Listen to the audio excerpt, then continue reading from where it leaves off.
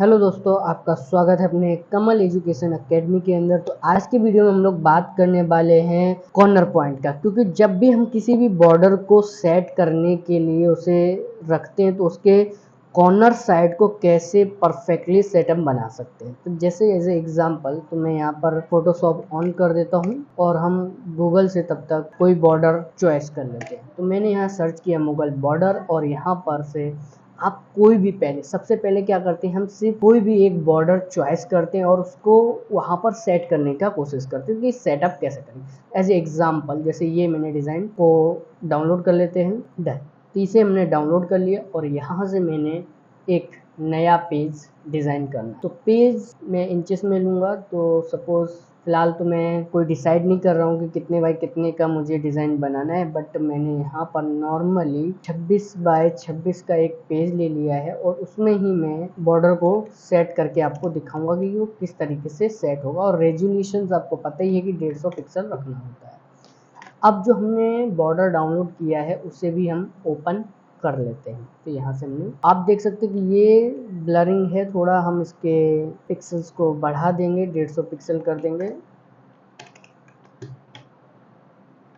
Colour को थोड़ा highlight कर लेंगे, शार्पनेस कर देंगे, जिससे क्या होगा कि ये हमें परफेक्टली समझ में आए। देन आफ्टर नीचे का बॉर्डर देख रहे हैं कि ये एक्स्ट्रा है, तो हमें इसे यहाँ से सिंपली सेलेक्ट करके और लेयर सेक्शन से लॉक हटा के और उसके बाद इसे क्रॉप कर दूंगा। इतना है उतना। इतना करने के बाद अब हमें क्या करना है कि इस डिज़ाइन के बॉर्डर को वहाँ पर लेके जाना। तो सबसे इम्पॉर्टेंट पार्ट क्या है कि सबसे पहले तो हमें इसे इसका रिपीट चेक करना पड़ेगा कि ये परफेक्टली रिपीट काम कर रहा है कि नहीं। तो अगर आप देखें तो यहाँ पर ये एक्स्ट्रा कटआउट है और यहाँ पर ये, तो हम क्या करेंगे तो इसका हम रिपीट सेट कर लेंगे। तो हमने यहाँ से ग्रिड लाइन लिया और एज इट इज इसके सेंटर में हमने यहाँ पर रख डन। देन आफ्टर इसका दूसरा फुल वापस इसके जस्ट बाजू में ही स्टार्ट होता है, तो दूसरी ग्रिड लाइन लेंगे और वहाँ पर सेट कर। लेकिन देखिए यहाँ के टॉप पे कुछ अलग हो रहा है और नीचे के टॉप में कुछ अलग हो रहा है, तो मुझे लंबा ट्रैक करके देखना पड़ेगा जो उसके हिसाब से सेट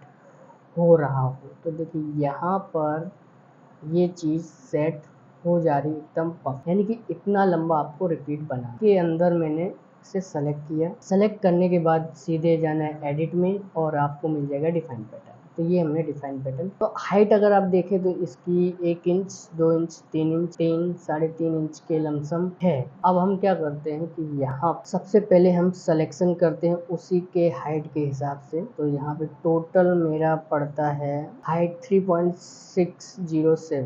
ओके, तो मैं यहाँ पर सेम उतना ही साइज लेने की कोशिश करूँगा, यानी कि हमारा जो बॉर्डर बनेगा इसके डिस्टेंस में ही बने। अब उसके बाद मैं यहाँ से नई लेयर लेता हूँ, यहाँ से सिलेक्शन कर लेता हूँ और पैटर्न को फिल करवा। तो जो अभी हमने बॉर्डर पैटर्न लिया उसे हमने फिल कराने के बाद अब यहाँ देखिए ये थोड़ा ऊपर नीचे है, तो हम इसे पहले सही से सेट कर लें एकदम परफेक्ट और उसके बाद ओके कर दीजिए।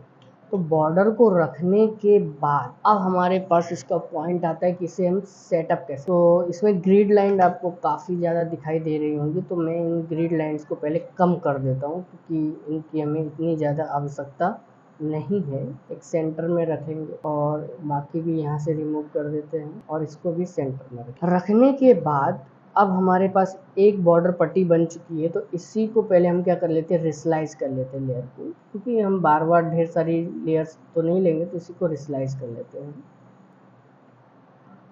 और इसको अप्लाई कर देते हैं। तो रिसलाइज करने के बाद हमारे पास ये बॉर्डर पट्टी एक्स्ट्रा में आ गई। अब हमें क्या करना है कि इसका एक डुप्लीकेट बनाए, कंट्रोल जे करके कंट्रोल टी किया और इसको हमने घुमा दिया 90 डिग्री एंगल पे।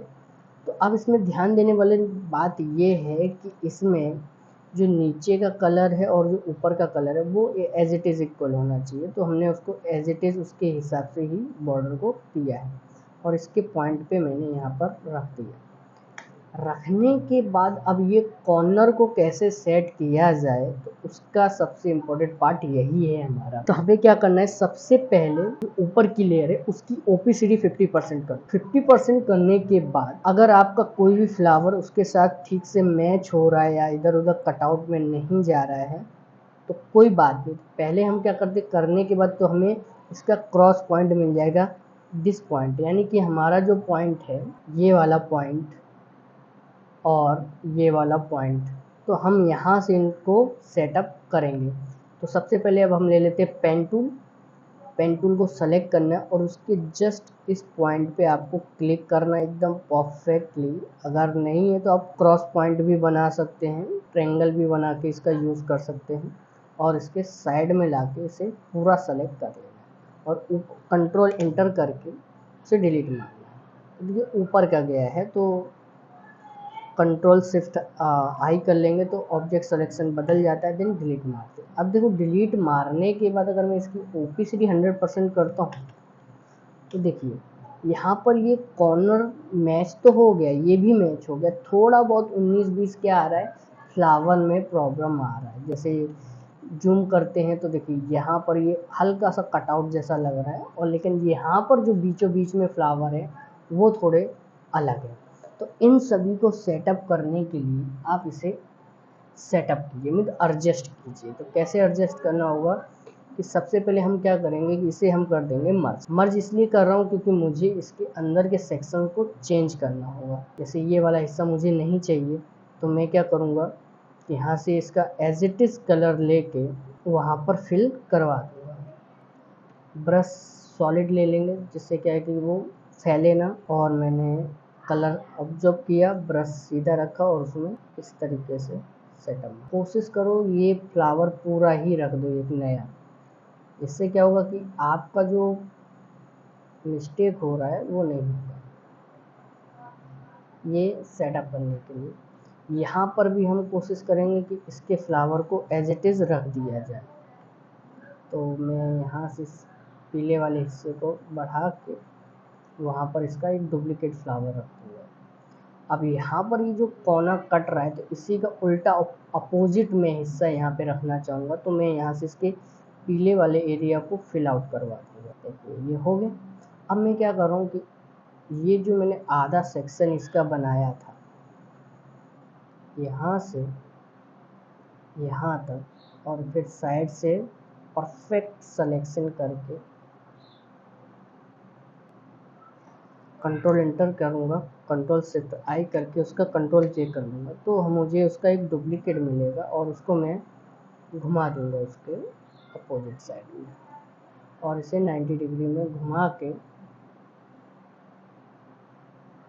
और उस पर एडजस्ट करूँगा। अब देखिए कि यहाँ जूम करने के बाद